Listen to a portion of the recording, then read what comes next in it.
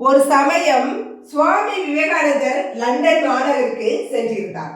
அங்கு அவரது நண்பர் ஒருவரின் பண்ணை வீட்டில் தங்கியிருந்தார். அந்த பண்ணை வீடு மிகப்பெரிய நிலப்பரப்பில் இயற்கையில் சூழ்ந்த இடத்தில் இருந்தது. அங்கே நிறைய மாடுகள் வளர்க்கப்பட்டன. ஒரு நாள் மாலை பண்ணை மைதானத்தில் விவேகானந்தர் நடந்து சென்று கொண்டிருந்தார்.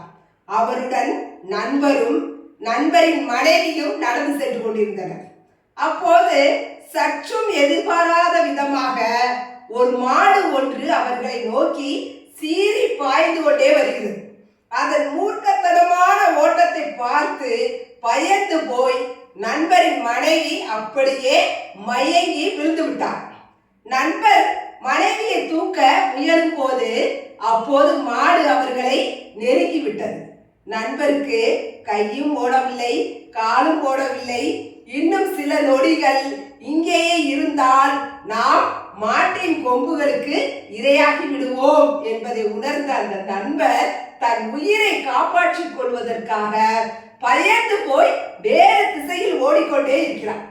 ஆனால் விவேகானந்தரோ அப்படி இப்படி எங்குமே அசையாமல் ஆணி அடித்தது போல் அந்த இடத்திலேயே நின்று விட்டார்.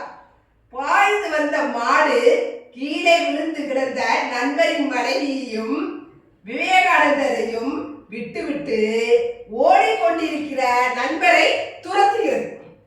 அதிர்ஷ்டவசமாக ஒரு கட்டடத்திற்குள் அந்த நண்பர் புகுந்து தப்பித்து விடுகிறார். அதன் பிறகு பண்ணை ஊழியர்கள் ஓடி வந்து மாட்டை பிடித்து கட்டி போடுகிறார். விவேகானந்தர் அதன் பிறகு அந்த இடத்தை விட்டு அசைந்தார். அங்கு வந்த நண்பருக்கும் ஒரே ஆச்சரியம், ஒரே வியப்பு. அப்போது நண்பரின் மனைவியும் மயக்கம் தெளிந்து எழுந்து விடுகிறார். சிறிது கூட பயமே இல்லாமல் இந்த ஆபத்தான நேரத்திலும் கூட ஒரே இடத்தில் உறுதியாக உங்களால் எப்படி நிற்க முடிந்தது என்று அந்த நண்பர் விவேகானந்தரிடம் கேட்டே விட்டார். அதற்கு விவேகானந்தரோ மெல்ல புன்னகைத்தபடியே, நான் வித்தியாசமாக எதையுமே செய்துவிடவில்லை, வருவது வரட்டும், சமாளிப்போம் என்ற ஒருவித மன உறுதியுடன் நான் நின்று விட்டேன்.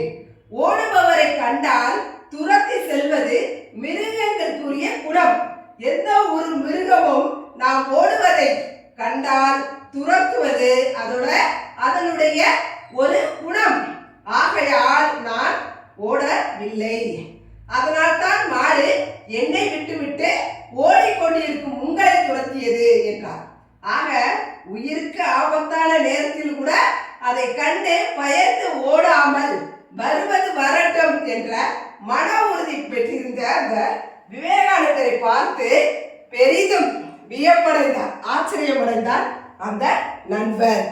ஆக நமக்கு எப்போதுமே ஒரு மன உறுதி மனதில் இருக்க வேண்டும்.